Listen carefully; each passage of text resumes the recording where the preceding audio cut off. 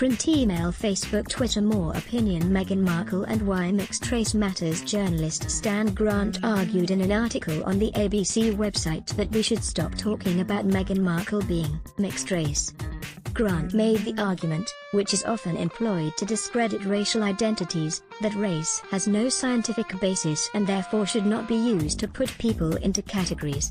The problem with Grant's position is that it is possible to adopt a racial identity without using the debunked scientific argument for race. Grant himself admitted that race matters because people are still seen as belonging to particular races. The fact that African American people in the US still suffer a number of inequalities is evidence of this.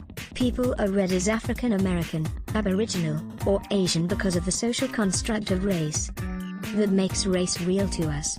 It's possible for me as an Okinawan, Japanese, Australian to talk about how society categorizes me according to my race without saying that race is a scientific reality.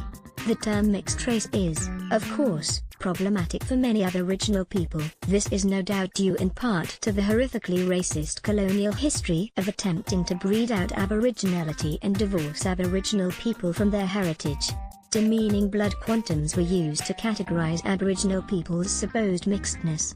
There is obviously good reason for them to be suspicious of terms like mixed race.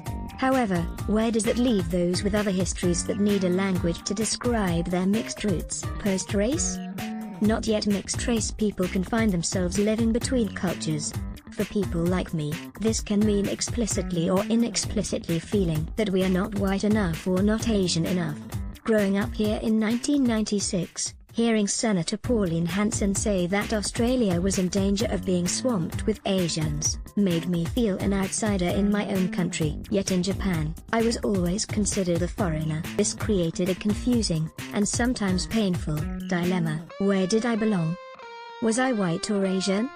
There were few positive examples in the public sphere to show me that I could be both. Many mixed-race people with white heritage experience a devaluing of their ethnic backgrounds. Social norms tell us that it's better to be white than ethnic.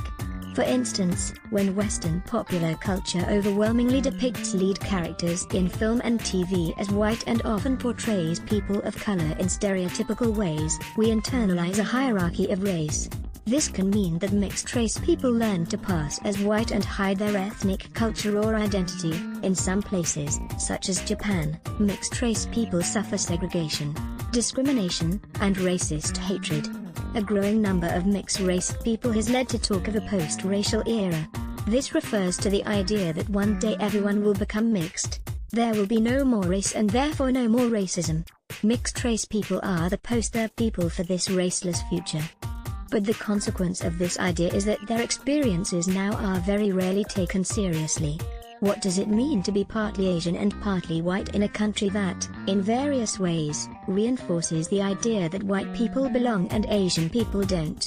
This is not about an oppression Olympics either. I'm not saying that mixed-race people suffer more difficulties than others. I simply think that it's worth talking about what it's like to be us. This is especially important because I grew up never seeing my experience reflected in the public domain. I suppressed my ethnic feelings and caved into the pressure to assimilate to white Australian culture. It wasn't until my early 20s, at university, that I was given the tools to unpack this internalized racism. This led me to reevaluate my ethnic identity and take pride in my background, despite the pressure to conform. We need to make sure there is space for ethnic Australians to freely express their identities, in any number of ways. It's also possible to have a mixed-race identity that doesn't fall into exclusive categories, for instance, white or black.